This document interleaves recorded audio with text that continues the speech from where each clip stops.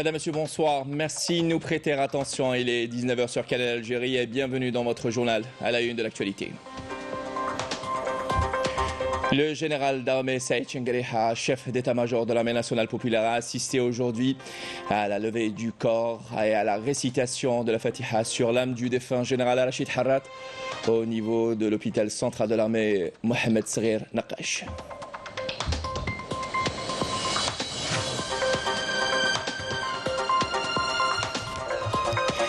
Dans le cadre du renforcement des relations bilatérales entre l'Algérie et l'Afrique du Sud et la facilitation du déplacement de notre communauté entre les deux pays notamment, la compagnie aérienne nationale Air Algérie a procédé hier à l'inauguration de la nouvelle ligne directe Alger-Johannesburg à raison de 2 vols.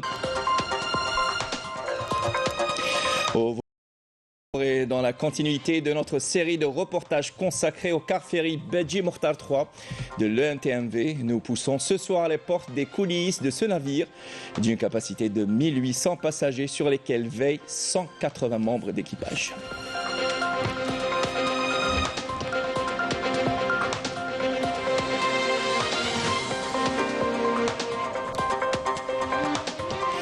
Et l'on s'intéresse ce soir aux travaux du projet d'extension du métro d'Alger dans son tronçon de 9 km reliant Al-Harrach à l'aéroport international Houari Boumediene, dont le taux d'avancement avoisine les 80%.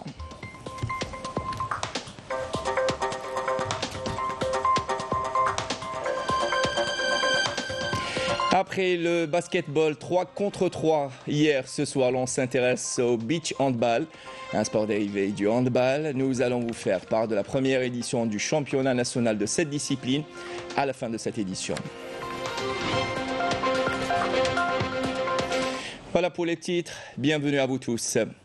Tout d'abord, le général d'armée Saïd Chenguereha, chef d'état-major de l'armée nationale populaire, a assisté aujourd'hui à la levée du corps et à la récitation de la Fatiha sur l'âme du défunt général Rachid Harrat au niveau de l'hôpital central de l'armée Mohamed Saghir Naqash, et ce en présence du général d'armée commandant de la garde républicaine, du secrétaire général du ministère de la Défense nationale, des commandants de force, du commandement de la gendarmerie nationale, du commandant de la première région militaire, des chefs de département, des directeurs et chefs de services centraux du ministère de la Défense nationale, de l'état-major de l'armée nationale populaire, ainsi que des cadres et personnels de l'hôpital central de l'armée, les membres de sa famille et ses proches.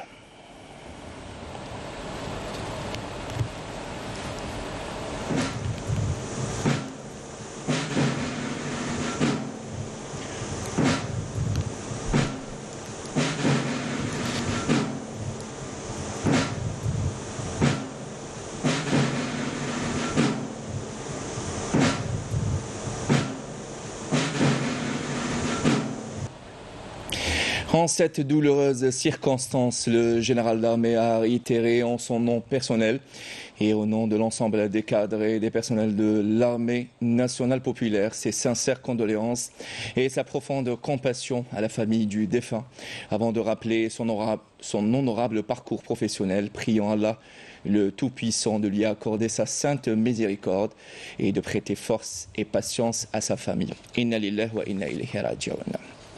Et dans le reste de l'actualité, la compagnie aérienne nationale Air Algérie a inauguré hier à l'aéroport international Houari Boumediene son premier vol direct reliant Alger à Johannesburg en Afrique du Sud, une nouvelle desserte qui contribuera à répondre au renforcement des relations de coopération entre les deux pays, notamment dans le domaine économique.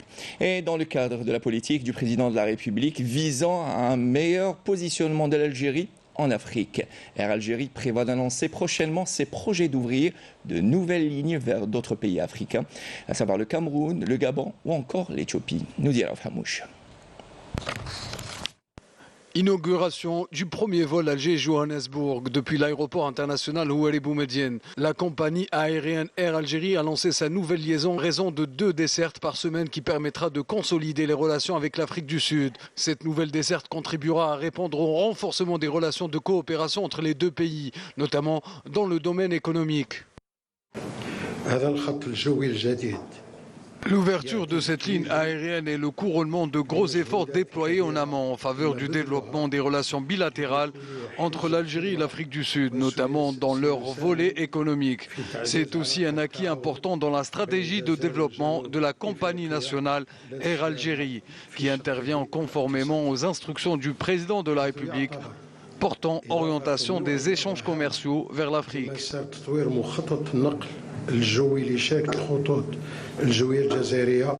Dans le cadre de la politique du président de la République visant un meilleur positionnement de l'Algérie en Afrique, une nouvelle ligne sera prochainement lancée reliant Alger avec la capitale éthiopienne Addis Abeba, offrant aux voyageurs une connexion directe entre les destinations, éliminant ainsi la nécessité de passer par des escales. La compagnie nationale a d'ores et déjà annoncé ses projets d'ouvrir de nouvelles lignes vers d'autres pays africains, à savoir le Cameroun et le Gabon. Pour rappel, Air Algérie dessert déjà 7 pays en Afrique, le Burkina Faso, la Côte d'Ivoire, l'Égypte, la Mauritanie, le Niger, le Sénégal et la Tunisie. Et le vol direct Alger-Johannesburg est inauguré à la veille de la tenue du forum BRICS Outreach Plus dans le cadre de la 15e session du sommet de BRICS, auquel prend part l'Aziz Faïd, ministre des Finances, en qualité de représentant du président de la République, Abdelmajid Tebboune. On écoute le ministre des Finances, l'Aziz Faïd. L'ouverture officielle de cette ligne aérienne vers l'Afrique du Sud coïncide avec ma participation en tant que représentant officiel du président de la République au Forum des BRICS, qui se tiendra dans le cadre de la 15e session du sommet des BRICS à Johannesburg. Un sommet qui regroupera les dirigeants des 5 pays qui forment ce groupe, ainsi que les chefs d'État et de gouvernement de 67 pays africains, sud-américains, asiatiques et des Caraïbes, sans oublier les dirigeants d'institutions internationales et régionales. La participation de l'Algérie à ce forum atteste de l'importance accordée par les hautes autorités du pays pour appuyer toute solution en faveur de la résolution des questions d'inégalité, les crises multidimensionnelles et la réforme de la gouvernance.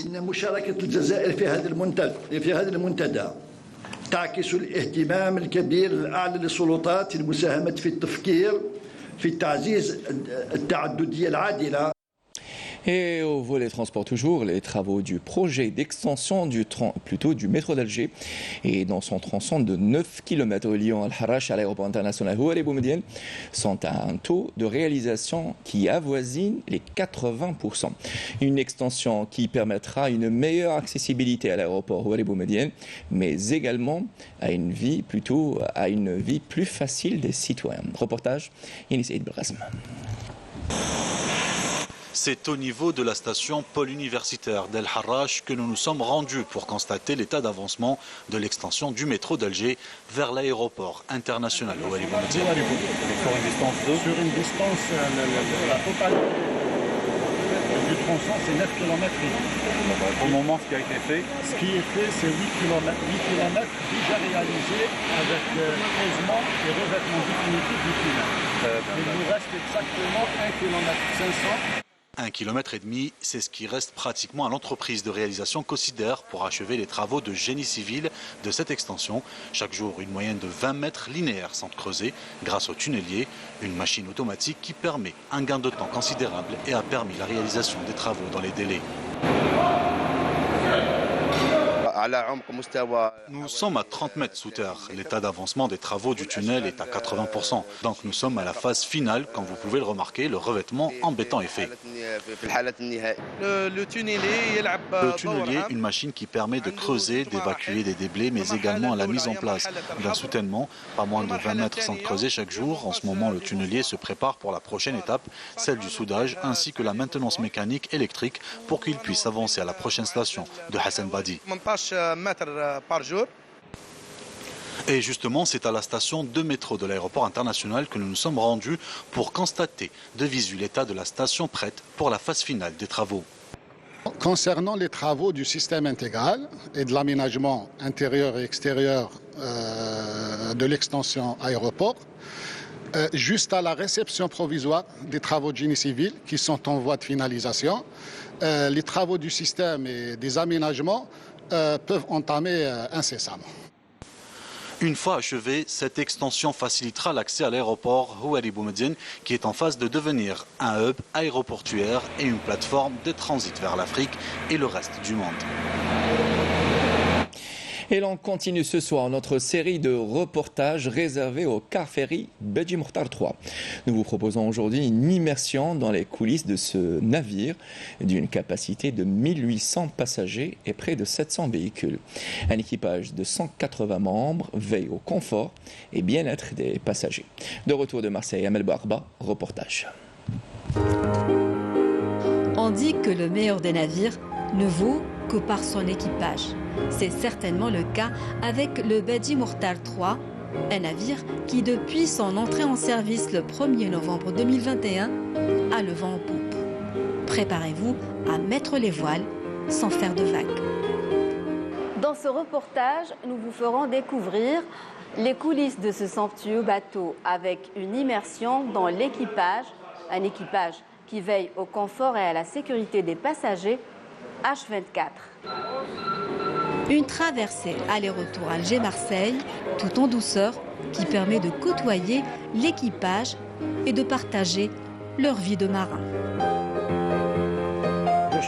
Moi j'ai commencé en 87, octobre 87, juste après le lycée, donc j'ai fait Bousmaïl, l'Institut supérieur maritime, où on faisait pendant l'année scolaire déjà, pendant nos vacances, on naviguait comme pilotin, comme élève, après officier, second, commandant, depuis 2015 pratiquement que j'occupe le poste de commandant. Mais après, bon, on a toujours dit que le voyage forme la jeunesse. Ça nous forge et ça nous forme énormément. Parce que je n'ai pas fait que ces navires à passagers. J'avais fait dans le passé le cargo, j'avais fait quand même l'Extrême-Orient, l'Europe du Nord, l'Afrique de l'Ouest. Donc ça, c'est une expérience qui n'a pas d'égal aussi.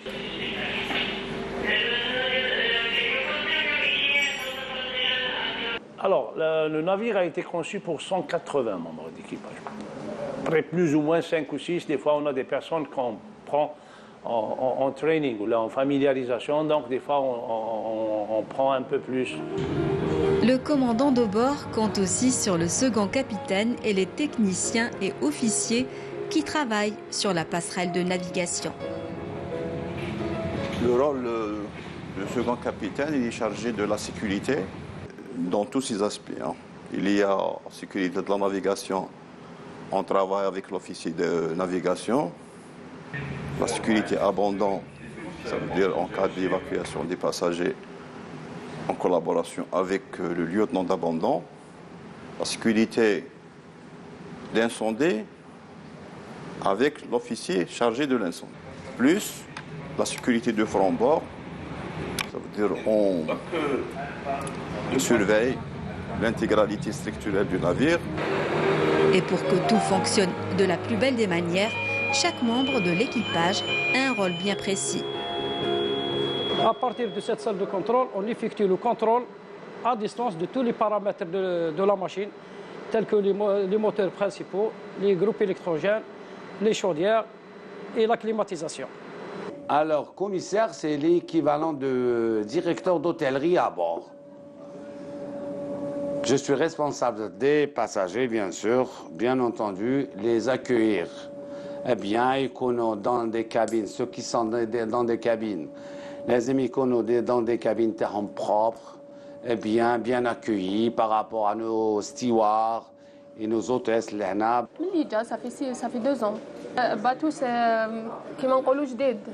عندنا كلش جديد، كلش propre. حنا ماذا بينا توجو باساجي يكون عاليز ومرتاح. هذا هو ليسونسيال تاعنا حنا. Donc vous êtes toujours à l'écoute. توجور. اللي يقلع بابو حتى لاريفي. تيحبط ملي يطلع تيحبط الباساجي. وحنا معاه. Le Bedji عنده 4 restaurants. On a 4 restaurants. عندنا les 2 restaurants première classe. عندنا le VIP. وعندنا le self-service qui m'a coaché. Ça c'est pour la classe économique.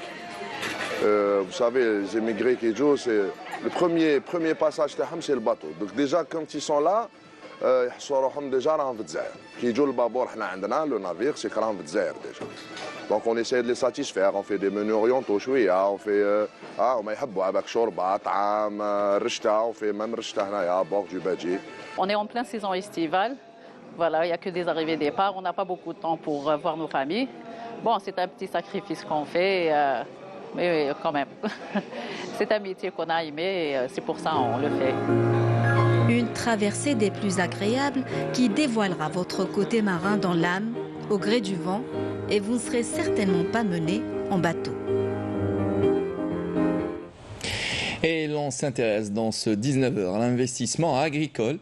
Et grâce à l'adoption du système d'irrigation intégrale à la CCLS de Khenchela, qui a enregistré des résultats probants dans la production de céréales, garantissant ainsi des quantités suffisantes de semences pour la prochaine saison. Reportage Mohamed Amin Boutoumi, récit Amélie Siridir. Activant dans le domaine agricole depuis plusieurs années déjà, l'entreprise Cosider Agricole a démontré son efficacité dans la mise en œuvre des cultures stratégiques dans la région de N'Memcha à Khenchela. Cette année, l'entreprise a relevé le défi de maintenir le taux de production de céréales, malgré le manque de précipitations. Et ce, grâce à l'utilisation d'un système d'irrigation en couverture intégrale et une approche technique adoptée dans le cadre d'un partenariat avec l'Office algérien interprofessionnel des céréales. C'était une excellente saison, grâce notamment aux efforts de nos cadres compétents. Dans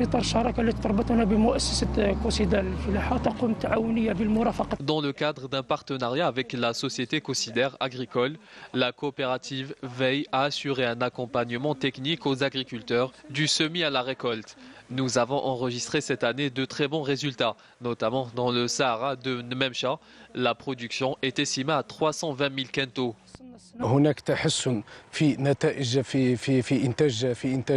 Nous avons enregistré une amélioration dans le rendement au niveau de la région sud de Khenchela, soit une augmentation de 30 à 40% comparé à l'année dernière, et ce, grâce à l'extension des surfaces cultivées et le respect de l'itinéraire technique par les agriculteurs. Il faut savoir que certains ont enregistré une production de 80 quintaux de céréales à l'hectare. Une production céréalière considérable transférée au niveau des stations de traitement des semences de Khenchela dans le but d'alimenter les agriculteurs de la région, notamment à l'approche de la campagne Labour Semaille 2023-2024. On procède au tri et au traitement des grains qui nous proviennent des terres de N'Memcha. On veille par la suite à préparer des semences de qualité destinées aux semis de la saison prochaine. Ce complexe a permis de faciliter la tâche aux agriculteurs qui déposent leurs récoltes de céréales dans des endroits favorables au stockage.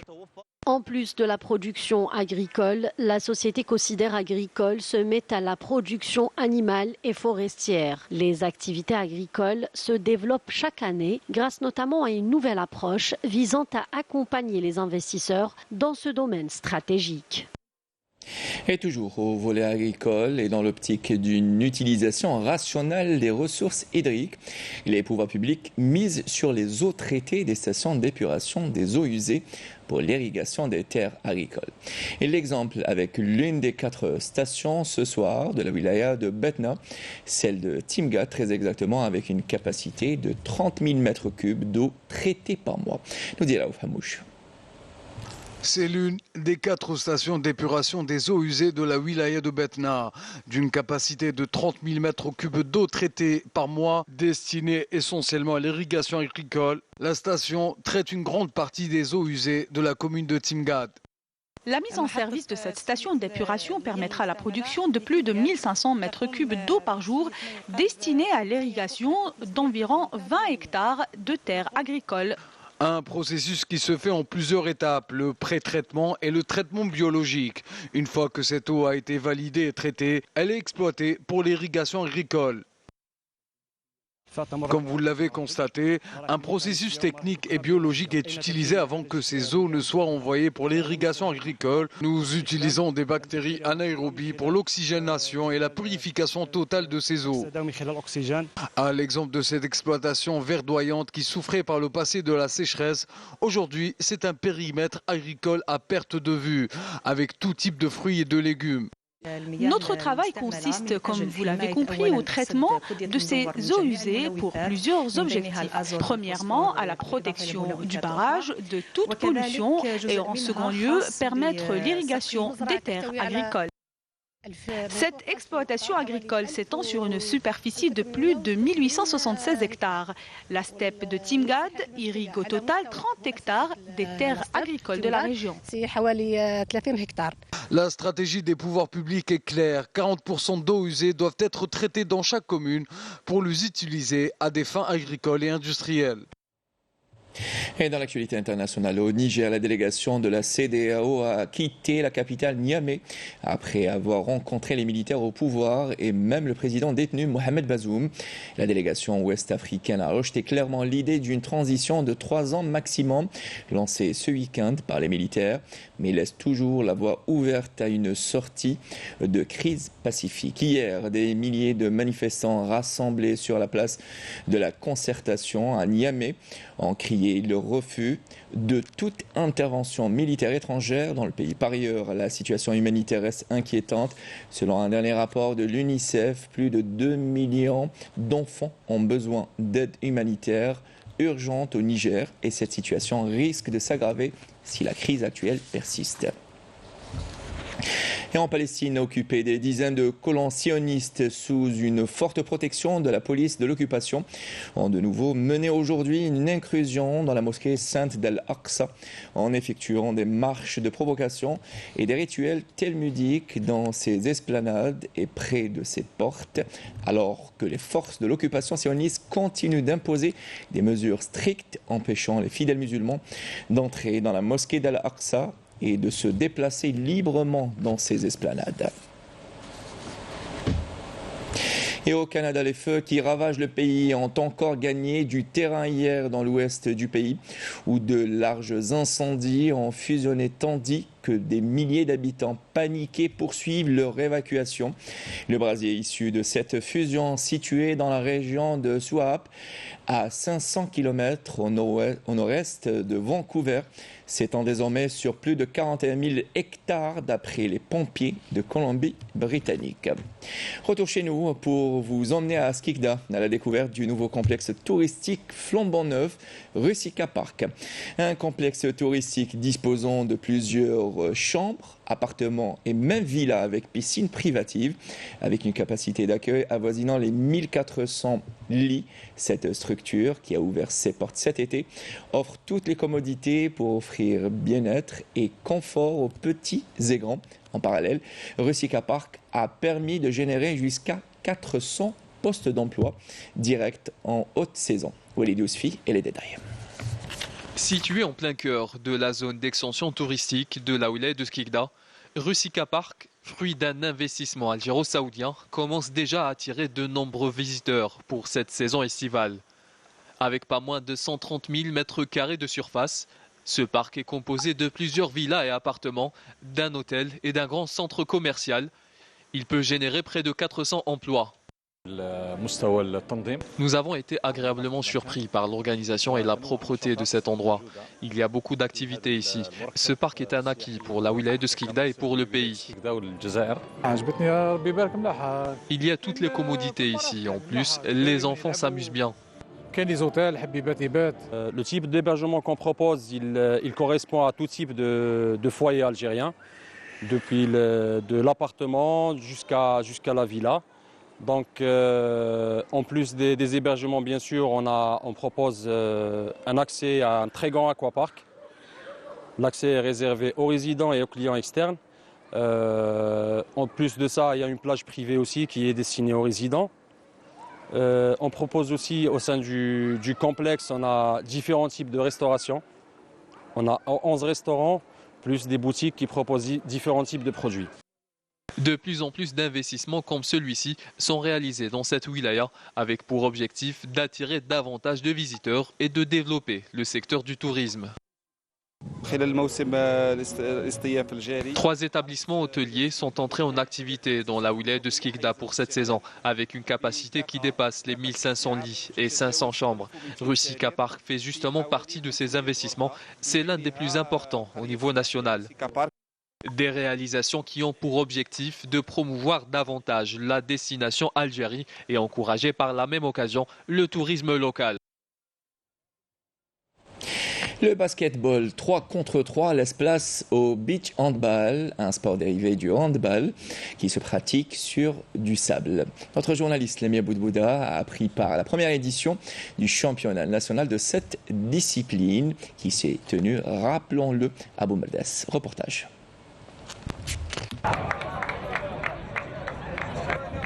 Sur la plage de Ben Younes règne une ambiance de vacances. Mais de l'autre côté, le mode compétition est activé pour cette finale du championnat national de beach handball. Un match qui oppose Nadit d'Alger à l'académie sportive de Bourj Bouaririj. رياضة جديدة تلعب في المرحلة الانتقالية في لا بيريود دو ترانزيسيون لي جوار كيكونوا في لا سيزون غير تخلص لا سيزون يروحوا بيريود دو ترانزيسيون فهذيك لا بيريود دو ترانزيسيون بور بريزي لا مونوتوني لا روتين ils ont créé cette discipline de beach handball ça se joue en plage رياضات شي تحب كما يقول لك تلعب في الرمال وشويه صعيبه ماشي سهله بصح شنو بوكو بلوس فيها معناتها بون ان شاء الله حنا نتمناو باش تتطور هذه الرياضه.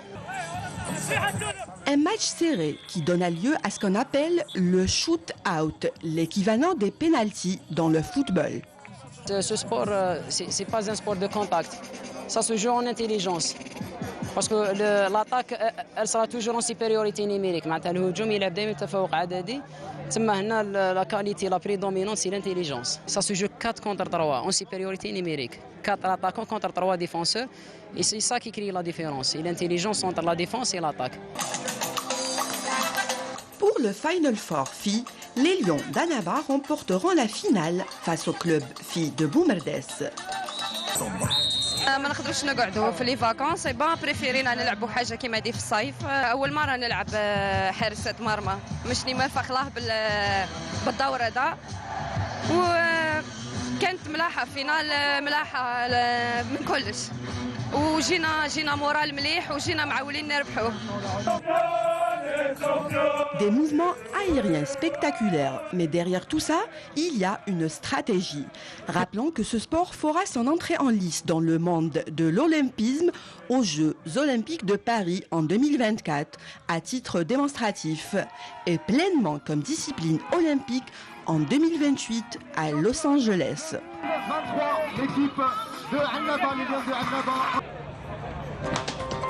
Voilà qui termine cette édition. Madame, Monsieur, merci d'avoir prêté attention. Tout de suite, les nouvelles du ciel signées Amel Rebi. J'aurai le plaisir de vous retrouver demain pour l'édition de midi. Bon suite des programmes sur Canal Algérie. Bonsoir.